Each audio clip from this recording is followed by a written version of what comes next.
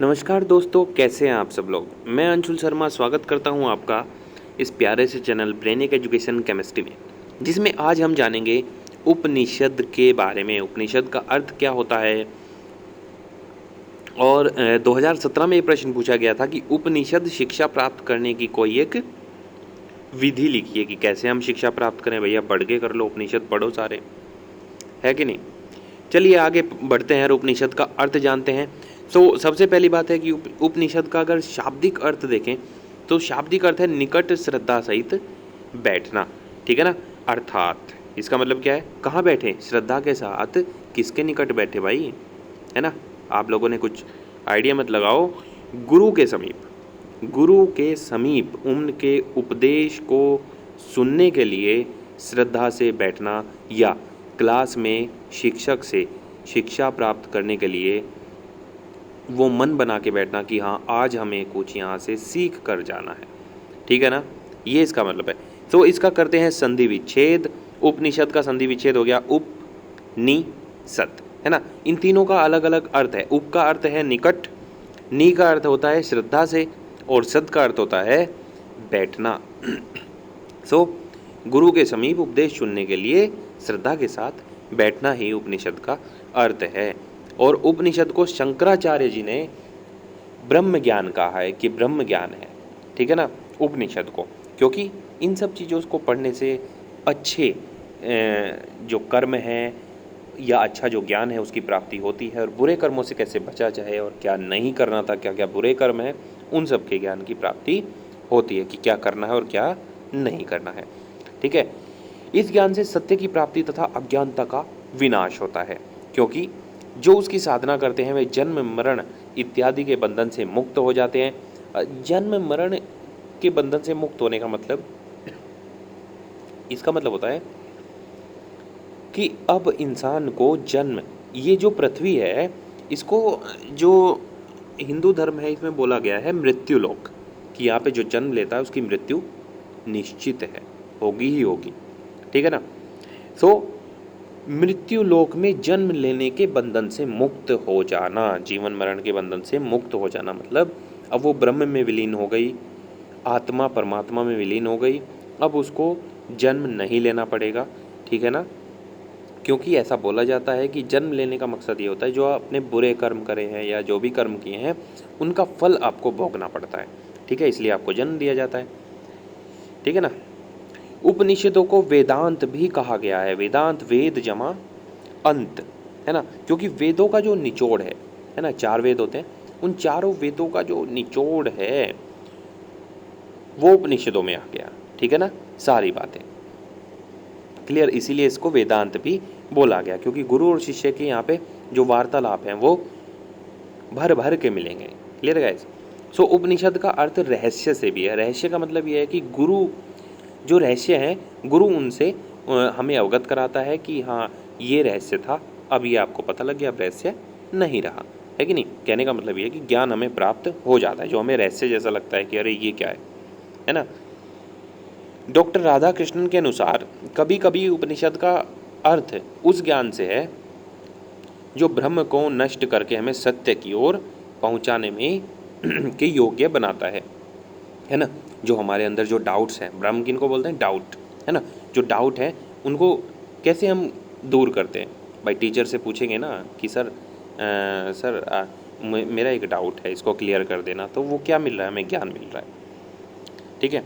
तो भारतीय दर्शन के विभिन्न संप्रदायों के, उपनिषद भारतीय दर्शन के विभिन्न संप्रदायों के स्रोत है ना। नास्तिक दर्शन, जैन और बौद्ध आस्तिक दर्शन, न्याय, वैशेषिक, सांख्य योग, अद्वैत और क्या है ये, विशिष्टाद्वैत, है ना। अरे यार क्या नाम लिख रहे हैं, वेदांत के स्रोत हैं। अब उपनिषद होते कितने हैं, वो होते हैं 108। ठीक है ना, लेकिन यहाँ पे संख्याओं में मतभेद है, कुछ लोग नहीं मानते, कुछ लोग मानते हैं। उनमें से 13 के नाम यहाँ पे दिए गए हैं।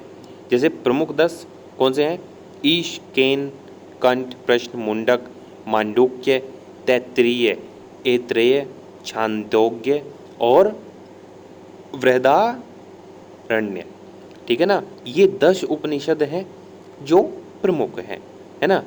और उपनिषद के अतिरिक्त, इनके अतिरिक्त जो है वो क्या है, कौशितकी, श्वेताश्वतर, मैत्रायण उपनिषद भी प्राचीन और प्रमाणिक हैं।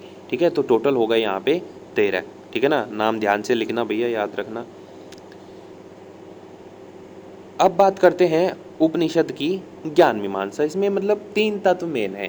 पहला ब्रह्म विचार, जीव और आत्मा, और थर्ड पॉइंट यहाँ पे है मोक्ष विचार। ठीक है ना, तो इन तत्वों का विवरण हम देखते हैं कैसे कैसे है। तो ब्रह्म विचार के अनुसार क्या है कि ब्रह्म ही परम तत्व है ना। ब्रह्म को यहाँ पे सर्वश्रेष्ठ माना गया है। भाई गीता हमने इससे पहले देखी, तो गीता में भी यही है, और सनातन धर्म में तो ये फिक्स है कि हाँ जो है ब्रह्म ही परम तत्व है, और सबसे ऊपर जो है वो ईश्वर है, सर्वेश्वर है ना। तो यही अंतिम सत्य है। और ब्रह्म को विश्व की जो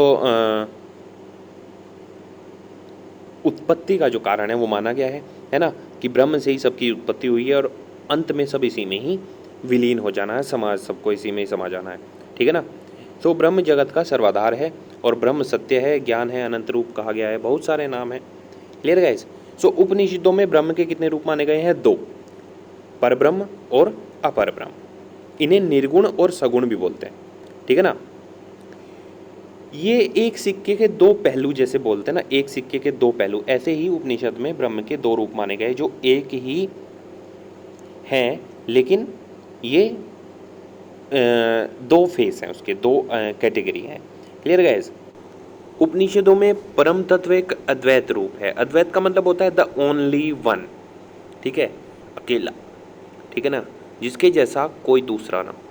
जिसे बाह्य दृष्टि से अगर हम देखें तो कहेंगे ब्रह्म, परम ब्रह्म, और आंतरिक दृष्टि से उसको आत्मा का नाम दिया गया है।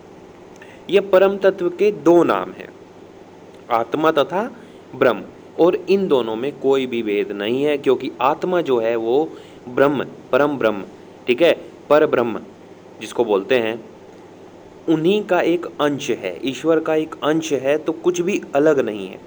क्लियर है गाइस। इस प्रकार जीवात्मा तथा परमात्मा में कोई भेद नहीं है। आत्मा का शुद्ध स्वरूप सत्य चित्त आनंद है। बहुत सारे नाम रखे गए हैं चीज़ों के, लेकिन चीज़ें घुमा फिरा के वहीं एक ही जगह जाती हैं। ठीक है ना। सो जन्म मरण दुख सुख रोग विनाश आदि सभी शरीर के धर्म हैं, आत्मा के नहीं। आत्मा को कोई काट नहीं सकता, है ना, अग्नि उसे जला नहीं सकती, हवा उसे सुखा नहीं सकती। क्लियर है, ऐसे सब ने पढ़ रखा होगा। सो ऐसे ही आत्मा अजर अमर है। उपनिषदों के अनुसार एक ही शरीर में अंधकार तथा प्रकाश दोनों निवास करते हैं। जिस पे अंधकार का साया ज़्यादा हो जाता है वो पापी, और जिसमें प्रकाश का हो जाता है वो ज्ञानी। Clear guys. तो प्रकाश का जो निवास है वो बढ़ाना है, और अंधकार को अपने को खत्म करते जाना है। जीवात्मा कर्म के फलों को सुख दुख के रूप में भोगती है, परंतु आत्मा कर्म तथा पाप पुण्य से परे है। ठीक है, वो तो क्या है, ब्रह्म का अंश है। Clear guys. सो उपनिषदों में जीवात्मा की 4 अवस्थाएं बताई गई हैं। एक जागृत, सेकंड है स्वप्न की अवस्था, थर्ड है सुषुप्ति, और फोर्थ है तुरीय अवस्था। सो आत्मा जीवन में सेकंड पॉइंट में हम जानेंगे 4 टाइप की जीवात्मा। ठीक है, जागृत अवस्था मतलब चेतना, जिसमें हम जाग रहे हैं, सब कुछ हमें पता है कि क्या घटना घटित हो रही है। ठीक है, बाह्य संसार का ज्ञान हमें इसमें रहता है। स्वप्न की अवस्था कैसी होती है? जब आप स्वप्न देखते हैं, जब आप सो रहे होते हैं, है ना, इसमें ज्ञान आंतरिक होता है। ठीक है, हलचल हम पाते नहीं है, स्वप्न में रहते हैं, कुछ स्वप्न याद रहते हैं, कुछ भूल जाते हैं, है ना, कुछ डरावने होते हैं। Clear guys. सो वो है स्वप्न की अवस्था। फिर उससे आगे आते हैं तो सुषुप्ति की अवस्था। इसे जीवात्मा प्रज्ञा भी कहते हैं। इसमें क्या होता है कि केवल आनंद का भोग करते हैं, जिसे चेतना प्रज्ञा भी बोला जाता है। Clear guys. नेक्स्ट आता है यहाँ पे तुरीय अवस्था। इस अवस्था में क्या है कि आत्मा जो है ब्रह्म में विलीन, एकदम आत्मा ब्रह्मा से जुड़ गई है। Clear guys. और इस अवस्था की आत्मा को ब्रह्म भी कहा जाता है। सो ये थे जीवात्मा के 4 प्रकार। अब बात करते हैं कि उपनिषद में जीवन के 5 कोश कौन कौन से हैं? अन्नमय कोश, प्राणमय कोश, मनोमय कोश, विज्ञानमय कोश और आनंदमय कोश। ये 5 कोशों का वर्णन किया गया है उपनिषद के अंदर जीवन के। ठीक है, अन्नमय, प्राणमय, मनोमय, विज्ञानमय और आनंदमय कोश। इन कोशों के मध्य एक चढ़ाव क्रम है जो शरीर से आरंभ होकर आत्मा तक व्यवस्थित है ना। जैसे कि अन्न हम खाते हैं, प्राण वायु है ना शरीर में है तभी तो हम चल रहे हैं, उसके बाद मन है, फिर विज्ञान है और फिर आनंद है। मतलब आनंद का मतलब ये है कि जब आत्मा से परमात्मा हो जाए, कहने का मतलब ज्ञान प्राप्त हो जाए, शरीर जो है सांसारिक बंधनों से मुक्त हो जाए, लोभ लालच कुछ न रहे, ठीक है, तब हम आनंदमय कोश की तरफ जाते हैं। शुरू में क्या है? अन्नमय कोश, मतलब हम खाते हैं और निकाल देते हैं, बस वो यही है ना, जैसे कि जानवर भी करते हैं, वो ये। क्लियर है गाइस? सो अंतिम कोश में ज्ञाता तथा ज्ञेय का भेद समाप्त हो जाता है और वो ज्ञानमय प्रकाश वहाँ पे प्रकाशित हो जाता है। इस कोश में पहुँचने पर सच्चिदानंद की प्राप्ति होती है, मतलब आनंद, उच्च आनंद, परम कोटि का आनंद की प्राप्ति वहाँ पर होती है। ठीक है, कोई भी लोभ मोह लालच वगैरह कुछ रहता नहीं। नेक्स्ट है मोक्ष विचार। थर्ड पॉइंट क्या है? मोक्ष विचार, है ना। सेकंड पॉइंट था जीवन तथा आत्मा और थर्ड पॉइंट है मोक्ष विचार। सो उपनिषदों के अनुसार आत्मा और परमात्मा में कोई भेद नहीं है, घुमा फिरा के वही बात बोल रहे हैं।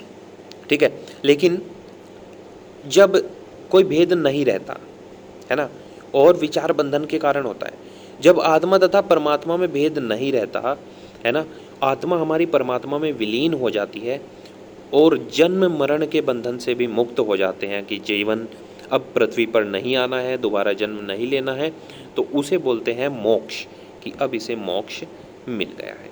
ठीक है, जीव को अपने परमात्मा से अलग मानकर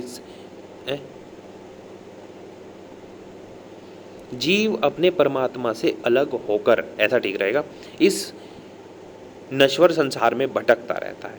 ठीक है, और बार बार जन्म मरण की प्रक्रिया में लगा रहता है। ठीक है, जब तक उसे मोक्ष नहीं मिल जाता। और मोक्ष लेने के लिए ही हम हिंदू धर्म में क्या बोलते हैं कि भैया ज्ञान ध्यान करो, कहीं समाधि लो, भगवान का भजन करो, ताकि आपकी जो रुचि है वो भगवान में बढ़ती जाए और जो आत्मा और ब्रह्म का जो अंतर है वो कम होता जाए और अंत में आप उसमें विलीन हो जाएं। ठीक है, तो जीवन मरण का जो यहाँ पे ये क्रम चल रहा है ये खत्म हो जाएगा। Clear guys? सो यही सब इसमें बताया गया है। शंकराचार्य के अनुसार मोक्ष अज्ञान की निवृत्ति है। जब अज्ञान समाप्त हो जाता है तो जीवन मुक्ति मिलती है, मोक्ष प्राप्त होता है। Clear guys? सो ये था आपका उपनिषद, है ना, जो हमने यहाँ पे आज फिनिश कर लिया है। बहुत अच्छी बातें हैं इसमें, और 108 उपनिषद हैं, लेकिन यहाँ पे गणनाओं में थोड़ा सा गड़बड़ है, जिसमें से 13 उपनिषदों के नाम मैंने आपको बताए हैं जो कि मैंने और आपने एक भी नहीं पढ़ा होगा। Clear guys? लेकिन हमें इन चीज़ों को जानना चाहिए, सीखना चाहिए, समझना चाहिए और अपने ज्ञान को आगे बढ़ाना चाहिए। Clear guys? टिल देन पढ़ते रहें, आगे बढ़ते रहें। All the best.